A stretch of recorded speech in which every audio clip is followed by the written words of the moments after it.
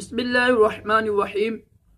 फरमान मुस्तफ़ा सल्लल्लाहु तआला अलैहि वसल्लम जब मुझ पर एक बार दूसरी पड़ेगा, अल्लाह ताला और उसके फरिश्ते उस पर 70 रहमतें नाज़िल फरमाते हैं। सल्लु अलल हबीब।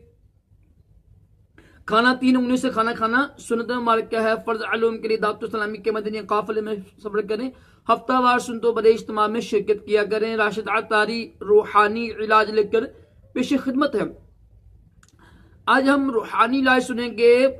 जो बच्चा रात को सोता नहीं है और ज़ाहिर तकलीफ होती है, माँ भी रात को जागती रहती है, तो जो बच्चा रात को सोता नहीं तो उनके लिए ये रूहानी इलाज है।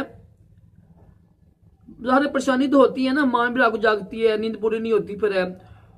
तो रात को सोते वक्त बच्चे के पाँव में जैतून के तेल की मालिश करें। आप बच्चे के पाँव पे जैतून के तेल की मालिश करें और अवल आखिर दूसरी पढ़कर या अजीजू पढ़कर 21 बार उसके ऊपर दम करें और इंशाल्लाह चंद ही दिनों में बच्चे रात को सोएगा, नींद उसकी पूरी होगी और इंशाल्लाह आपकी ये परेशानी दूर हो जाएगी।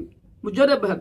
दोबारा सुन लें, जिनके बच्चे रात को सोते नहीं हैं, जागते रहते हैं, माँ को जगाते हैं, तो वो रात को सोने से पहले बच्चे के पाँव में जैतून का तेल या कोई सा तेल लगा लें। आप तेल की मालिश करें पाँव पर और या अजीजू पढ़कर 21 बार दम करें। इंशाल्लाह बच्चे की ये बीमारी दूर हो जाएगी। अल्लाह ताला हम सबको तमाम जिस्मानी रूहानी बीमारियों से महफूज रखे, दोनों जहानों की भलाइयां अता करे।